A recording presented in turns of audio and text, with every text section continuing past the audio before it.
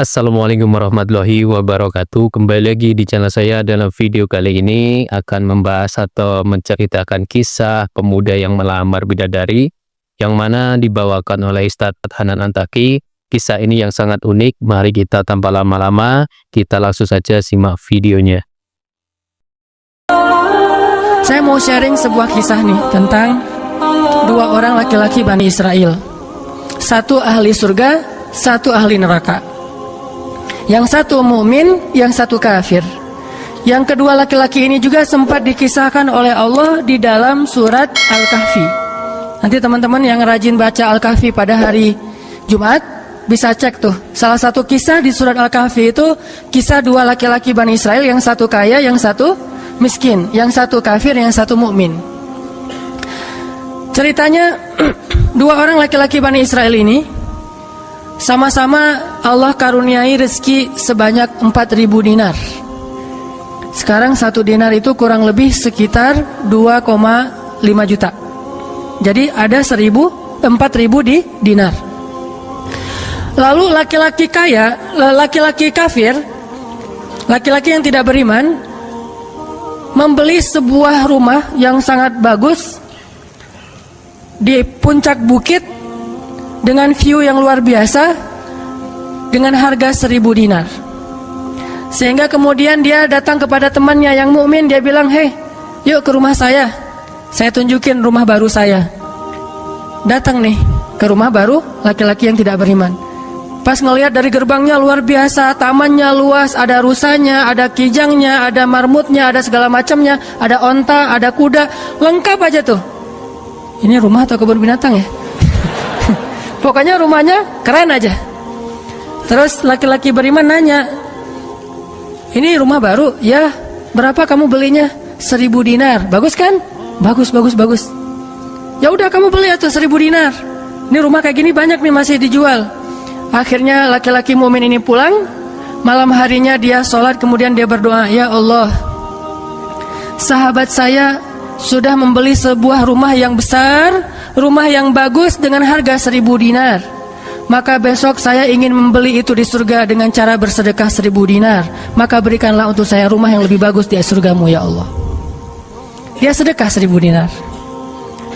Lalu besoknya ketemu sama temannya yang tidak beriman, nanya, "Udah beli rumah?" "Udah." "Di mana?" "Nggak dekat dengan rumah saya, jauh," kata dia. "Di mana itu?" "Di surga." "Hah? Caranya gimana?" "Sedekah." "Wah, kamu mah orangnya fanatik lah, istilahnya sok soleh lah, apalah segala macam, Pak Haji." Diledekin aja tuh. Diledekin.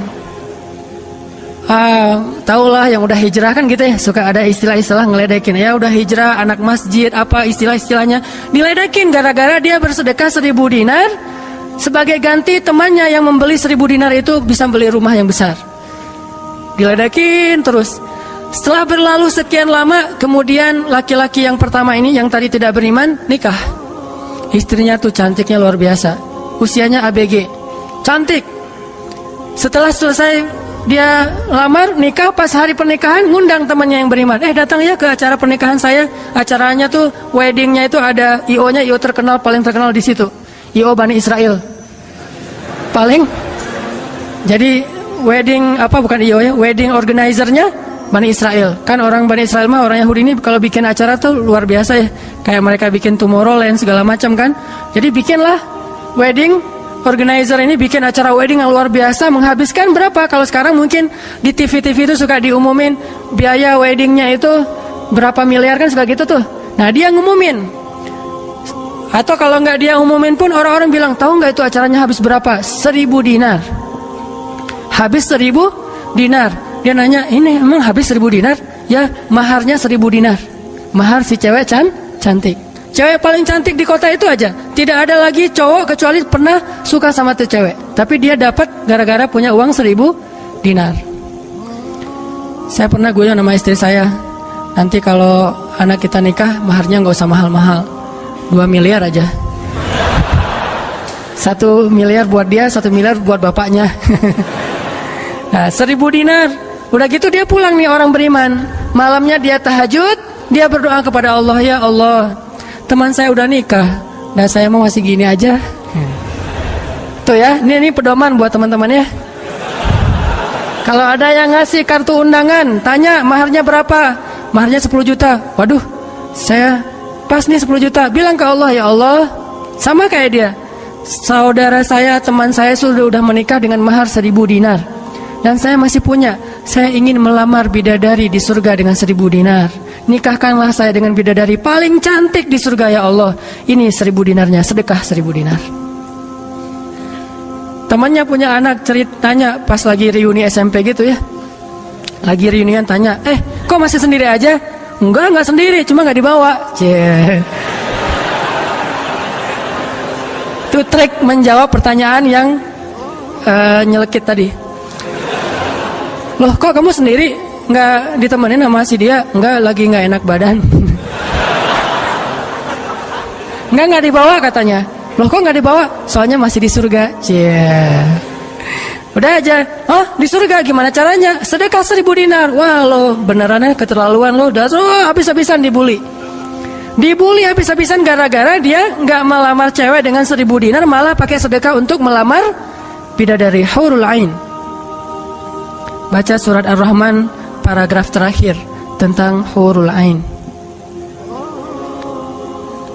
Fihinna qasiratut tarfi lam yatumithunna insun qablahum wala jan. Gak ada manusia yang kayak gitu. Qasiratut tarf, cewek yang matanya besar tapi sayu. Matanya besar tapi sayu. Kalau mata saya kecil, matanya besar tuh. Orang sekarang kan banyak pengen mata besar, sampai diedit dulu di berapa tuh aplikasi teh. Nah itu di Fotoras lah, apalah, diedit supaya matanya disobek dikit bagian ininya jadi besar gitu ya. Dikasih eyeshadow, dikasih apa segala macam supaya matanya besar. Kenapa? Mata besar itu simbol dari kecantikan. Makanya bidadari itu bahasa Arabnya Hurul Ain, yang matanya besar. Lam yatumithunna insun qablahum walajan. Belum pernah disentuh. Disentuh doang loh ya, bukan yang lain. Cuma disentuh aja, belum pernah oleh manusia dan jin. Murni, asli, original. Belum pernah dilihat oleh siapapun, benar-benar tersimpan. Kannahunnal yaqut wal marjan, seolah-olah mereka itu adalah yaqut wal marjan, mutiara yang wangi. Udah mutiara, wangi pula. Yaqut wal marjan. Bukan Yakult yang diminum sehari itu ya. Yakult beneran. Ditambah lagi nanti di ayat yang lain, fihinna khairatun hisan.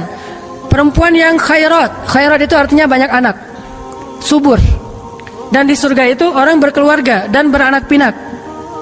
Sehingga seseorang ketika pengen punya anak, langsung punya anak, tidak perlu 9 bulan hamil. Dan gak perlu juga sesar. Udah aja lahir. Lahir dengan cara yang Allah ciptakan, sangat indah. Tidak perlu ada wahnan ala wahnin, tidak ada kepayahan demi kepayahan. Lahir anak. Dan anaknya bisa pesen, request. Ya Allah, saya pengen anak laki-laki, tapi modelnya gini. Nah, bisa. Kalau di dunia kan gak bisa request, terima aja apa adanya ya. Oh gini, ternyata nggak mirip. Cuma di dunia di akhirat mah bisa request segalanya, sesuatu juga bisa request.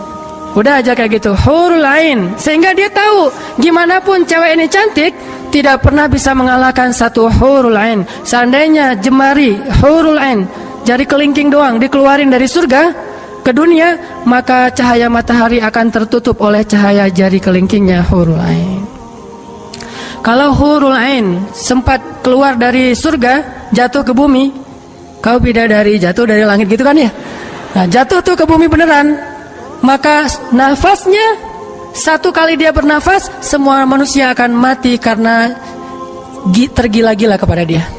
Harumnya nafas Hurul Ain. Gak usah dibayangin, ntar makin gak bisa tidur. Sekedar ilustrasi doang nih. Akhirnya dia lamar tuh Hurul Ain dengan sedekah 1000 dinar. Udah aja sih kayak gitu. Dan dia merasa, alhamdulillah saya lebih beruntung dari dia. Saya lebih beruntung dari dia. Gitu matematika mukmin. Baru setelah beberapa tahun teman yang pertama tadi yang tidak beriman beli kebun yang sangat luas. Lalu ngajak lagi teman yang beriman, yuk ke kebun saya. Kamu udah punya kebun? Udah, datang aja. Kamu tahu nggak nih kebun yang saya beli berapa? 2.000 dinar. Kebun kurma yang sangat luas, yang di dalamnya ada mata airnya sendiri, yang tidak seolah-olah tidak ada batas ketika kita memandangnya. Terus sepanjang mata memandang. Kebun kurma yang rindang, 2.000 dinar.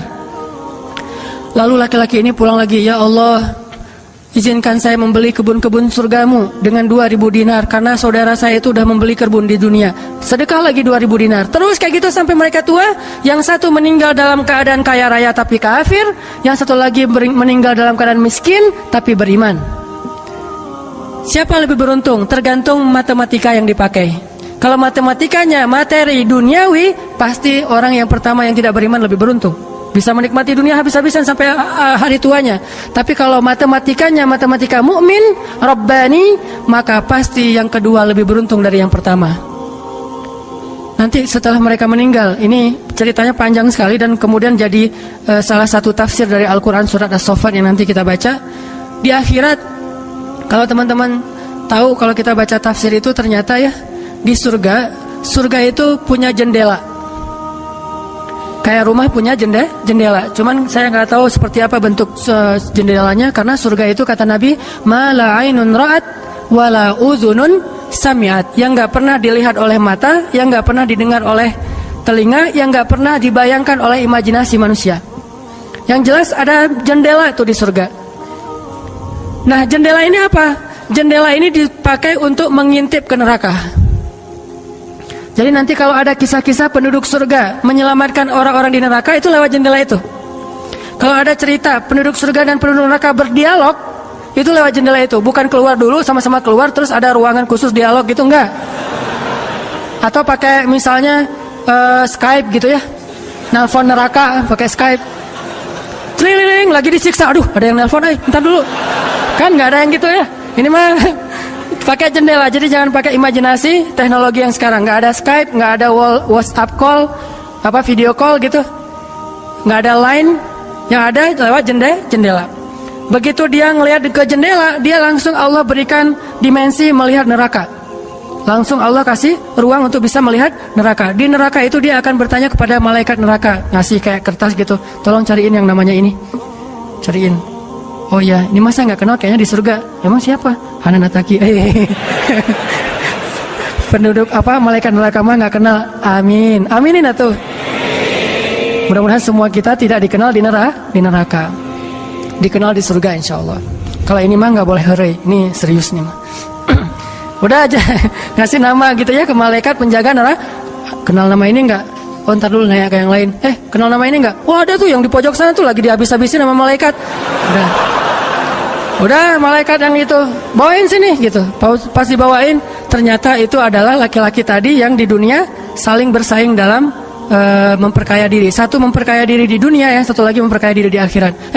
Bro, gimana nasib lo sekarang? Waduh, saya sekarang disiksa segala macam, dia ngaku kesalahannya. Lah kamu gimana? Dulu kamu katanya beli rumah di surga, terus nikah di surga, terus beli kebun di surga, udah dapat. Wah, bukan dapat lagi. Ternyata 1.000 dinar itu bukan satu istana loh, bro. 1 dinar itu sekian ribu istana. Sekarang saya 1.000 dinar, bayangin aja. Hah, gitu. Makin sakit kan ya? Makin nelangsa, makin stres. Udah di neraka stres pula, stroke lagi, kena kejang-kejang gitu. Nggak di neraka kejang-kejang aja nggak enak, stroke nggak enak, apalagi udah stroke-nya di neraka kan lebih nggak enak tuh. Orang kena penyakit jantung di dunia nggak enak, nih penyakit jantungnya di neraka lebih nggak enak lagi. Ini mah imajinasi saya. Sesuai dengan di Al-Quran surat As-Saffat, dialog antara penduduk surga dan penduduk neraka. Inilah teman-teman matematika untuk mengukur siapa lebih beruntung. Sehingga kita tidak perlu bertanya, kenapa? Why? Saya udah hijrah kok makin susah hidup saya. Dunia itu, akhirat enggak. Kalau kita mengukur amal kita hanya dengan dunia, kita bakal sering kecewa karena Allah tidak menilai dunia ini bahkan lebih ringan daripada 11 sayap nyamuk. Seandainya kata Nabi dunia ini di mata Allah ada harganya, pasti Allah nggak mau ngasih dunia kepada orang yang tidak beriman, nggak mau. Berhubung dunia ini tidak ada nilainya, Allah kasihlah kepada orang yang tidak beriman. Sedangkan yang bernilai Allah simpan untuk orang yang beriman dan sabar. pakai kacamata Rabbani, cara pandang Allah Subhanahu wa taala. Sehingga ketika kita hijrah, kita minta tolong kepada Allah urusan dunia, tetapi kita yakin kalau kita istiqomah, ikhlas, maka di akhirat wa ma indallahi khair. Itu harus jadi mantra yang kita ulang-ulang tuh. Kalau teman-teman lagi cemburu dengan dunia, seseorang bilang wa ma indallahi khair. Apa yang ada di sisi Allah lebih baik. Udah enggak jadi cemburu tuh. Saya pakai itu sebagai terapi buat diri saya sendiri. Kalau saya lagi ada rasa kayak kepengen apa yang orang punya, ada rasa iri, ada rasa cemburu, ada rasa kayak merasa orang lain lebih beruntung dari kita, saya selalu pakai mantra wa ma indallahi khair, wa ma indallahi khair, wa ma indallahi khair. Sehingga hilanglah rasa cemburu itu. Apa yang ada di sisi Allah lebih baik, apa yang ada di sisi Allah lebih baik, apa yang ada di sisi Allah lebih walal akhiratu khairul laka minal ula wal akhiratu khairu wa abqa. Akhirat lebih baik bagimu dan daripada dunia. Akhirat lebih baik dan lebih kekal. Itu aja yang kita ulang-ulang mantranya. Wa ma indallahi khair. Udah aja senyum. Kita yang istiqomah gini-gini aja, orang lain yang tidak istiqomah, yang sudah melenceng jadi gitu. Ya udah, apa yang di sisi Allah lebih baik. Ada yang gara-gara misalnya dukun bertindak jadi nikah, kita bertindak sendiri nggak nikah misalnya ya.